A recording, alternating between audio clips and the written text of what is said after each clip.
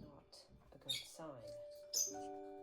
For months, my little lovebird Chewy-TooToo kept reopening the same injury over and over again. It was in the beginning, and then it started going up there after.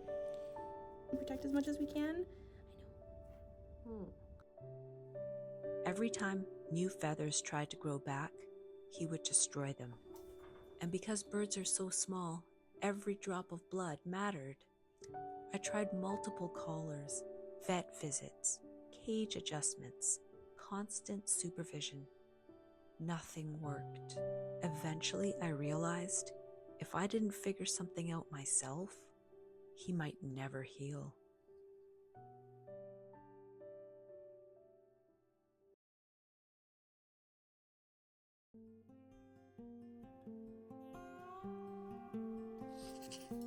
Chewy-TooToo has always been the rambunctious one in the flock. He pushes boundaries, teases the others, and gets himself into trouble. A couple weeks earlier, he'd already injured his beak after bothering another bird too much. So when I first noticed tiny blood spots near his tail, I honestly thought maybe it was just another minor accident, maybe a broken blood feather that would heal on its own. So at first, I didn't realize how serious it was. But it kept happening. Then I started noticing missing feathers underneath his tail, bare patches on the rump, and eventually I caught him repeatedly reaching back there himself. That's when I realized this wasn't random anymore. It had become a fixation. He's not preening just at the scent gland, but he's pulling a lot of feathers out here, starting all the way up.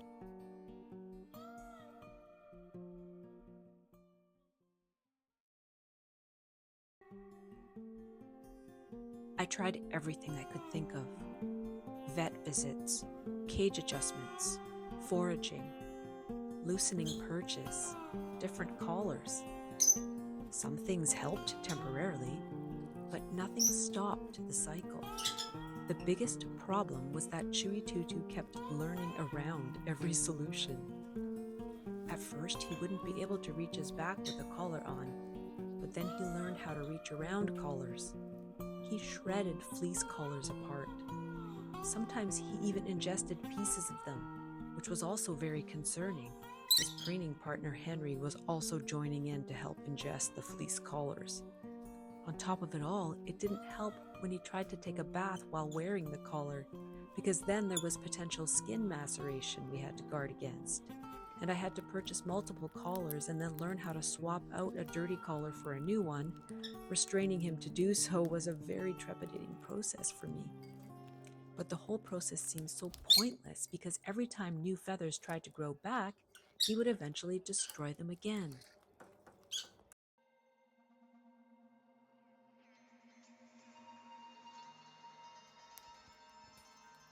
Don't eat it, don't eat it, don't eat it. I remember the pivotal time I purchased a new version of the fleece collar that had a Peltex insert that actually prevented him from reaching his back for quite some time. Finally, it seemed like new feathers were able to grow back without him destroying them again. After weeks of struggle, I still remember the day I saw a beautiful new upper tail covert feather finally popping out of a pin shaft. It almost looked like a tiny blue paintbrush perfectly formed in a little shaft. But less than 2 hours later, it was completely mangled. How much longer could this go on? Small birds like this don't have much blood. He had only 3 tail feathers left. That was the moment it really hit me that this was dangerous. And if I didn't take the initiative to get really serious about helping him, I might actually lose him.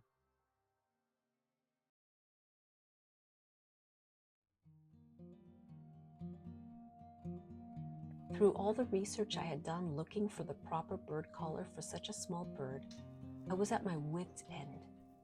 I prayed that God would give me insight to know what to do next. And then all I could think of was that the collars I had purchased for him were not long enough. because he could always reach backward. At that point, this stopped feeling like buying a product from a bird store. If I wanted to save him, I had to solve a bioengineering problem. Whatever I would make, it had to solve multiple issues at the same time. It needed to be lightweight, durable, and indestructible long enough for him to heal. Safe for long-term wear. It had to prevent him from eating it and still allow him to climb and balance and fly and drink and eat. Eventually, I realized the only way to truly stop him from reaching his back was to redesign the entire angle of the collar itself. And that was my answer to prayer. That's when I started building the forward-facing collar. Perhaps somebody out there had already thought of this, but I hadn't seen it anywhere, and I felt it was actually a bit cruel. But this truly became the turning point of the journey.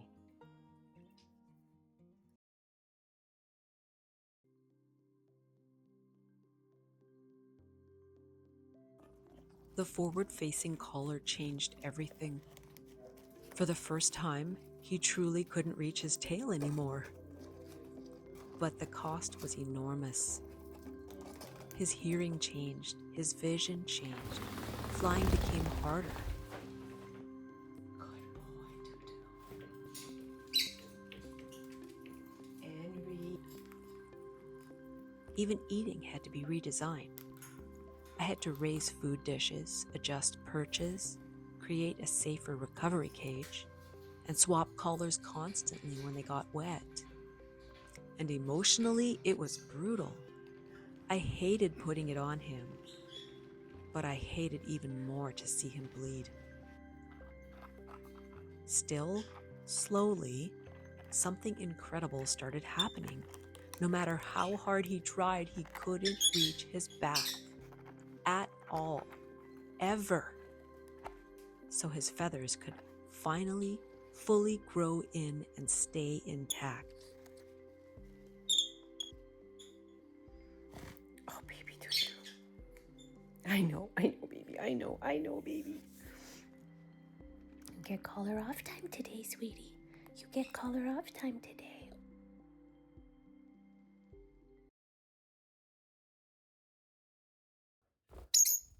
Healing his tail was only part of the challenge. The harder part was watching what that healing cost him. When I first put the forward-facing collar on Chewy-TooToo, the other birds didn't know what to make of it. Some were nervous around him, others kept their distance. For a bird that had always been right in the middle of everything, it was a lonely adjustment. Since the collar limited some of his vision and hearing, it meant he couldn't always react as quickly to what was happening around him. During flock flight time, I had to watch him closely. The other birds would sometimes startle him, nip at his feet, or take advantage of moments when he couldn't see them approaching as easily. Protecting him became about much more than just his tail. Thankfully, though, Henry never gave up on him.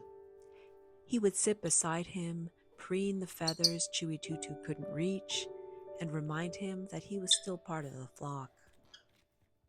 But even the best friend can't stay beside you every minute of the day. Henry still wanted to fly, play, and be with the others. And when he did, Chewy-TooToo was often left, sitting by himself. Those were the moments that were hardest for me. I'd walk into the room and find him on his favorite perch, head hanging low. There he is, all by himself. This is hard. This is very hard on so many levels. So he'd simply sit and wait until Henry would join him again. The collar was protecting him physically, but emotionally, this was a heavy season for both of us. So I kept looking for ways to make life easier, shredding toys, time with the flock, support from Henry, adjustments to his cage, food stations and perches, small changes that helped him adapt while still giving his body the chance to heal. Because healing isn't just about preventing further injury. It's about preserving quality of life long enough for recovery to happen.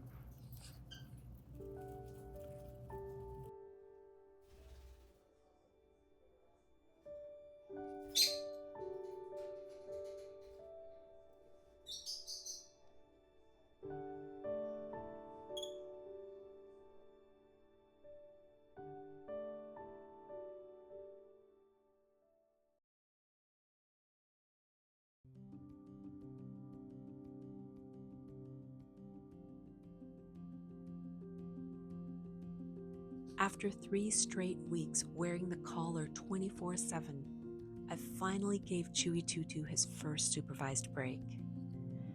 And honestly, I wasn't prepared for how emotional it would feel. The first thing he did was start preening. Not obsessively and not frantically, just normally. But he had a lot to catch up on. Then he took a bath. After weeks of living with the collar, he finally had the freedom to clean himself properly again. And for the first time in weeks, I watched him tuck his head into his back and rest the way a lovebird is supposed to. It sounds like such a small thing, but after everything we'd been through, it felt enormous. Then came the moment I'd been hoping for all along. How would they react? Oh, sweet boy, look at you get to scratch your face now. You can do everything like a normal birdie. See that? Look, Henry, look. Henry, look. Baby Tutu. You get your cuddles today and your preens. Look at you. Yeah. Look at you. Look at this boy. He's so happy. He's so happy not wearing his collar. And little by little, the signs of healing started to appear. Feathers began returning. The tail that once seemed impossible to save started filling in. There was more chirping, more flying, more curiosity, more of the bird I remembered. He was still there, he just needed time. Enough time to finally see we were moving in the right direction.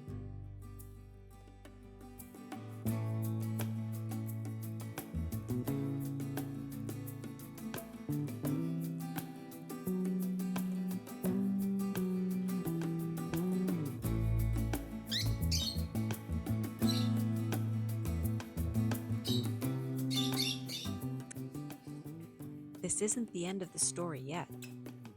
We're still working through the weaning process, still teaching him not to relapse.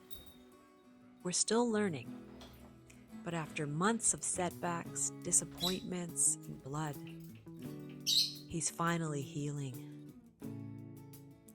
And if sharing this journey helps even one other bird owner feel less helpless, then every difficult step was worth it.